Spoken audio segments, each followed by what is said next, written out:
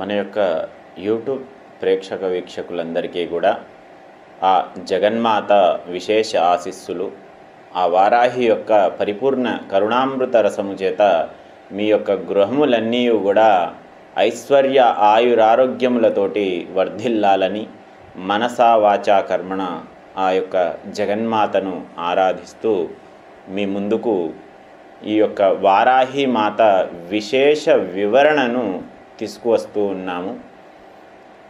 మరి ఈ వారాహి మాత ఎందుకు మనం ఈ తల్లిని ఆరాధించాలి? ఎవరి ఈవిడ అంటే, మణిద్వీపములో అనగా ఈ సమస్త బ్రహ్మాండము యొక్క మూలం అయినటువంటిది మణిద్వీపము. సర్వలోకము అనేటటువంటి లోకము అంటే ఈ సమస్త లోకాలకు కూడా అధిష్టానం మూలమైనటువంటి లోకము మణిద్వీపము. అటువంటి మహత్తరమైనటువంటి ఆ యొక్క మణిద్వీపములో ఆ జగన్మాత అయినటువంటి లలితా పరమేశ్వరి కొలువై ఉంటూ ఉంది.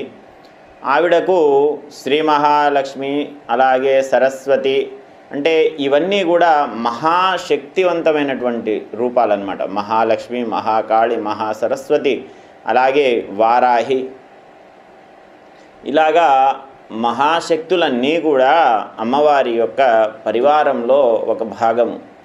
అందులో ఈ యొక్క వారాహి మాత దండనాయిక అంటే ఆ యొక్క శత్రువులను సంహరించేటటువంటిది, అలాగే ధర్మ ప్రతిష్ఠ చేసేందుకు గాను ఎల్లవేళలా దేవతలను సత్పురుషులను సంరక్షించేటటువంటిది, అలాగే భూ సంబంధితమైనటువంటి సమస్త వ్యవహారములకు కూడా అధిష్టానధాత్రి అయినటువంటిది వారాహి మాత. మరి అయ్యా, ఈ యొక్క వారాహి మాతను నిరంతరము కూడా కొలవడం వల్ల మాకు ఏ విధమైనటువంటి ఫలితాలు వస్తాయి? ఎవరెవరు ఈ అమ్మవారిని కొలవవచ్చు అంటే, ఈ అమ్మవారిని కొలవడం వల్ల భుక్తి అంటే తినడానికి లేనటువంటి వారు కూడా అపర కుబేరులై విరాజిల్లుతారు. అలాగే దరిద్రంతో బాధపడేవాళ్ళు దరిద్ర బాధలు పోగొట్టుకుంటారు. ఆస్తి లేక లేదా ఆస్తి వివాదంలో ఉండి కోర్టులు కేసులలో ఉండి బాధపడుతూ ఉన్నటువంటి వారికి ఈ యొక్క అమ్మవారి అనుగ్రహము చేత అఖండ ఐశ్వర్యము సిద్ధించి ఆనందదాయకమైనటువంటి స్థితి కలుగుతుంది. నిరంతరము కూడా దేదీప్యమానంగా అమ్మవారి యొక్క అనుగ్రహము చేత వర్ధిల్లుతారు. మరి అదంతా బాగానే ఉంది.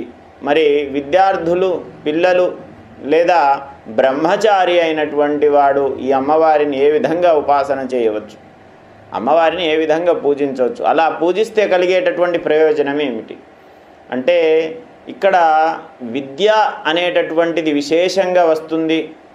ధనము అపరమంగా అంటే అమితంగా ఈ యొక్క ధనప్రాప్తి కలుగుతుంది.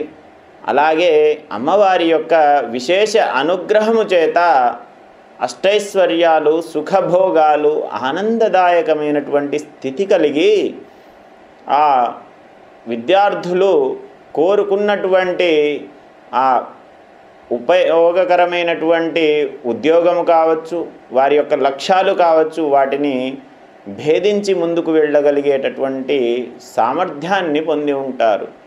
అనగా విద్యార్థులకు విద్య, అలాగే ఉద్యోగస్తులకు అంటే ఉద్యోగం కోసం ఎవరైతే నిరుద్యోగులు ప్రయత్నిస్తూ ఉంటారో అటువంటి వాళ్లకు ఉద్యోగము, ఉన్నత స్థాయి కోసం ప్రయత్నించే వాళ్లకు ఉన్నత స్థాయి.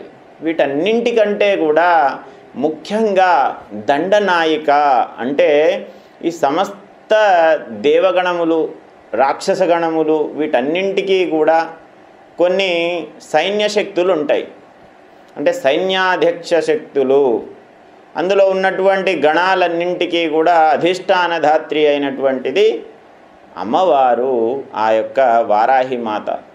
మరి ఈవిడను ఏ విధంగా పూజించవచ్చు అంటే, దక్షిణాచారంలో, వామాచారంలో, కౌలాచారంలో అని ఈ యొక్క 3 ఆచారాల విధానంలో అమ్మవారిని పూజించవచ్చు.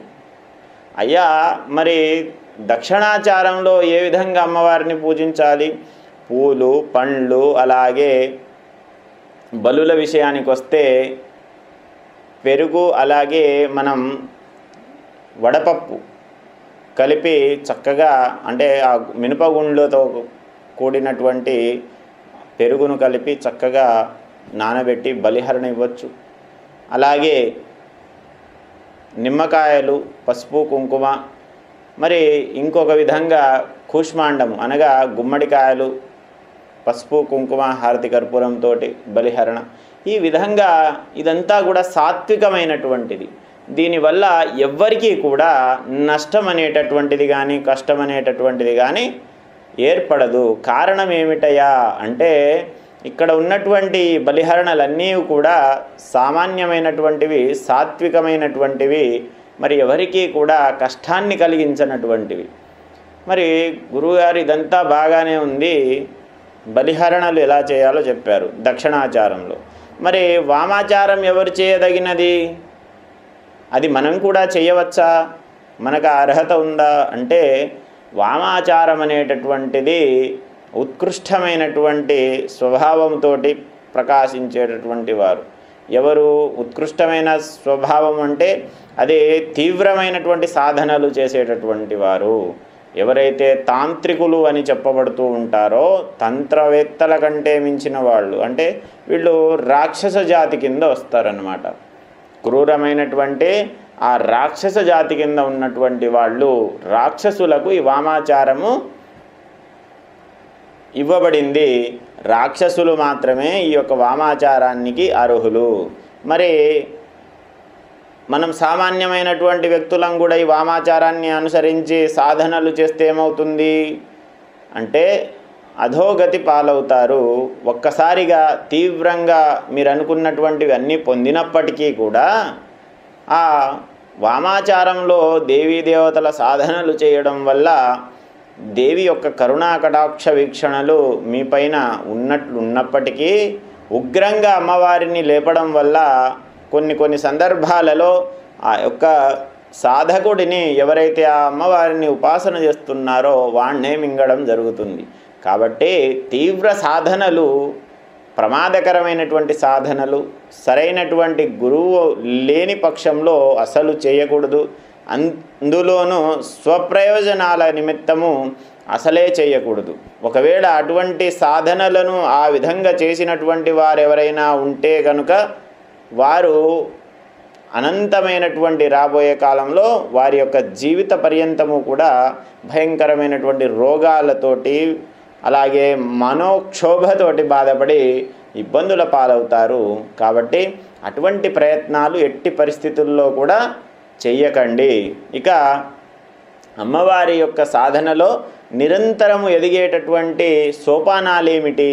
ఈ అమ్మవారి సాధనను నిరంతరము కూడా చేస్తే ఏ విధంగా మనం ఎదుగుతాము అంటే చక్కగా మనసును అమ్మకు అర్పించి నిరంతరము కూడా ఆ దేవి ధ్యానము, ఆవాహనము, అలాగే శ్లోకములు, అష్టోత్తరములతోటి ఆ అమ్మవారికి సంబంధించినటువంటి గ్లౌం అనేటటువంటి ఈ బీజాక్షరాన్ని ప్రస్ఫుటించి అనగా అందులో పలుకుతూ అమ్మవారిని నిరంతరము ధ్యానించేటటువంటి వారికి అఖండమైనటువంటి ఐశ్వర్యము, ఆరోగ్యము, అనంతమైనటువంటి ధనధాన్యాది రాశులు వారి జీవితంలో ప్రకాశిస్తాయి.